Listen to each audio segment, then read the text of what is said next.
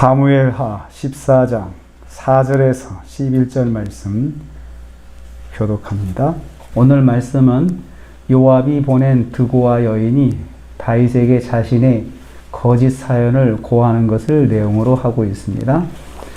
순전히 거짓 사연에 다윗이 이제 속아 넘어가게 되는 것입니다. 다윗의 동정심을 자극했습니다. 4절 말씀부터 보면요. 다윗 왕을 일부러 찾아가 특별 면담을 요청하였습니다. 아마도 그 길을 요압이 열어주었을 것입니다. 자기가 시켰으니까 특별히 불쌍한 여자가 있는데 한번 면담을 해주시죠 라고 그렇게 길을 열어주었을 것입니다. 여자는 자신을 남편이 죽은 과부로 소개했습니다. 그리고 다윗에게 도와달라고 요청했습니다. 왕이여 도우소서, 왕이여 도우소서. 이 말은 원어적으로 보면 자기를 구원해 달라고 하는 표현입니다. 도우소서, 예수와라고 하는 히브리어를 쓰는데요. 바로 구원자 예수님의 이름하고 똑같습니다. 그 단어의 어원이요. 그리고 이제 여자는 과부를 보호하라는 율법의 말씀을 근거로 다윗의 긍휼심을 자극하여 관심을 갖도록 유도하고 있습니다. 다윗의 품성을 잘 아는 요압이 드고아 여인에게 만들어준 이격이었습니다. 과부고 아주 불쌍한 상황에 놓인 여자를 다윗이 관심을 가질 것이다 라고 생각을 한 것이죠. 이걸 통해서 보면 그렇습니다. 속이는 사람 중에서 가장 가까운 사람이 속이면 어쩔 수 없이 당하게 되는구나 라는 생각이 듭니다. 아들을 살려달라고 하였습니다. 6절 7절 말씀입니다. 과부에게 두 아들이 있었는데 그들이 싸우다가 한 아들을 쳐 죽였다 했습니다. 문제는 공동체의 동네 사람들이 일어나서 아들이 살인을 하였으니 그 살인자를 이제 심판하겠다 들고 일어났습니다.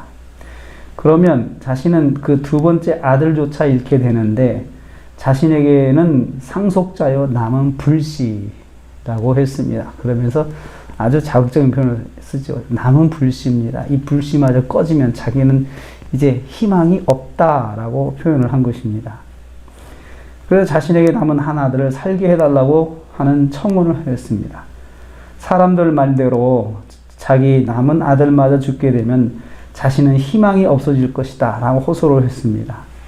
공동체 사람들의 행동을 막고 자기 아들을 예외적으로 살려줄 것을 호소했습니다. 그러니까 공동체 사람들은 율법대로 하나님 말씀대로 하려고 하는 것이고 이 사람은 자기가 살아야 되니까 자기 희망을 위해서 그걸 어기게 해달라. 그것을 율법대로 하지 말고 자기가 살 수 있는 방법을 좀 찾아달라라고 말을 한 것입니다.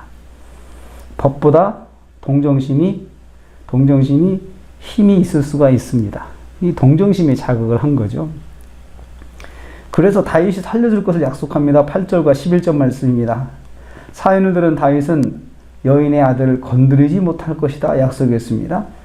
또 여자에게 말한 사람들을 데려오면 자기가 건드리지 못하게 명령할 것이니까 그 사람이 오게 해라 라고 10절 말씀에 또 말을 했습니다. 그러자 여인이 다시 한번 요청합니다. 원수 갚는 자가 더 죽이지 못하게 하소서. 이렇게 아주 간절하게 호소를 합니다. 그러니까 이 여인의 말은 율법보다도 자기의 불쌍함을 생각해서 그래서 아들을 살려달라, 아들의 살인죄를 무마시켜달라라는 것입니다. 특별 사면해달라는 것이죠. 이에 대해 다윗이 여호와의 이름을 두고 맹세합니다. 내 아들의 머리카락 하나도 땅에 떨어지지 아니하리라고 강하게 말했습니다. 다윗이 참 이 부분에서 계속해서 앞에 있는 사건들, 압살롬의 사건도 그렇고요.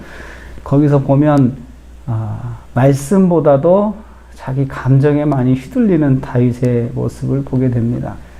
원래 다윗이 이런 사람이 아니었거든요. 하나님 말씀 따라서 결정하고 행동했던 사람인데 이렇게 자꾸 흔들리고 있습니다. 그러니까 가까이 있는 요압이 그렇게 그런 약점을 보고 다윗을 계속해서 속여 나갑니다.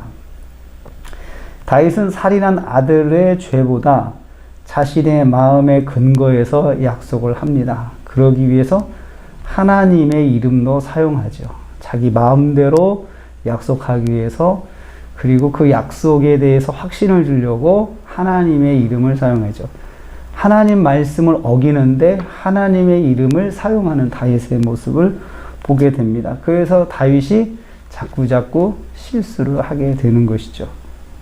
말씀보다 마음이 앞서면 실수하게 돼 있어요. 왜냐하면 마음이라고 하는 것이 항상 똑같지는 않거든요. 변할 수 있는 게 마음이잖아요. 이것이 정말 나는 좋아 라고 했다가도 시간이 지나면 그 좋다는 게 또 바뀌는 게 마음이잖아요. 그래서 우리는 항상 마음보다도 말씀을 가지고 결정을 하는 습관을 가져야 됩니다. 어떤 상황이 있든지 간에 다윗이 지금 그것을 못하고 있어요. 불쌍한 사람이 있고, 그리고 이것을 분명히 말씀의 보호로 하면은 결과가 뻔한데 그것을 무시하고 자기가 볼 때 불쌍하니까 한번 자기 뜻대로 해보겠다라고 생각을 하는 것이죠. 우리한테도 그런 길은 얼마든지 있다고 생각해요. 다윗의 문제만이 아니고 사실 우리에게도 해당되는 거라고 생각을 합니다. 어떤 일을 봤을 때 내가 마음에 움직이는 대로 하려고 하는 생각이 있죠. 그런 모습이 있습니다. 그것보다도 하나님 말씀은 뭐라고 하시나, 그걸 먼저 생각해야 돼요. 만약에 다윗이 여기서 율법의 하나님 말씀은 이것이다 라고 하면서 방법을 찾아보자고 생각을 했다면 결과는 속지 않고 또 자기가 바른 판단했을 것입니다. 우리가 오늘 하루를 살면서 내 마음으로 결정하지 말고 하나님 말씀을 가지고 결정하자. 이런 하루가 되었으면 좋겠습니다. 이렇게 내 마음보다도 하나님 말씀으로 결정하고 오늘 하루를 승리하시는 저와 여러분 되시기를 주님의 이름으로 축복합니다. 하나님 감사합니다.